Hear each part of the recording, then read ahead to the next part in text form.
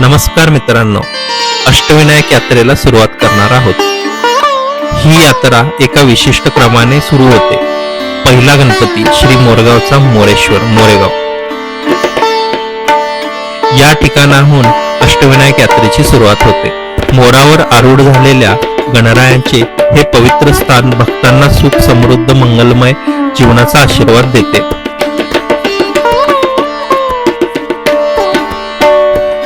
दुसरे मंदिर श्री सिद्धिविनायक सिद्धटेक भीमा नदीच्या काठी वसलेले हे मंदिर मनोकामना पूर्ण करणारे, यश प्रदान करणारे मानले जाते।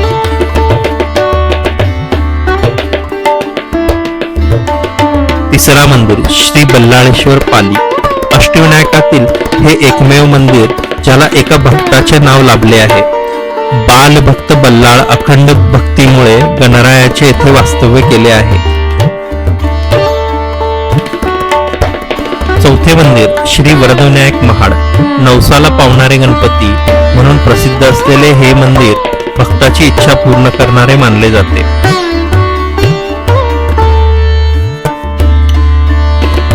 पाचवा मंदिर चिंतामणी थेऊर चिंता दूर करून मनशांती बुद्धी समाधान देणारे गणराया म्हणून चिंतामणीची महती सांगितली जाते।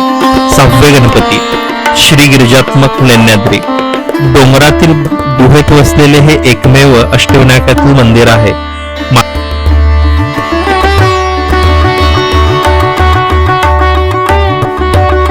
आता पार्वतीच्या तपश्चर्येनंतर येथे गणराय अवतार झाला होता अशी भक्तांची श्रद्धा आहे। सातवे गणपती श्री विघ्नेश्वर ओझर जीवनातील सर्व विघ्ने दूर करून यश मंगल कार्यासाठी आशीर्वाद देणारे हे पवित्र स्थान आहे। आठवे मंदिर श्री महागणपती नांदणगाव शक्ती धैर्य विजयाचा प्रतीक असलेले हे मंदिर अष्टविनायक यात्रेतील शेवटचा दर्शन मानले जाते। परंतु परंपरेनुसार यात्रा इथे संपत नाही।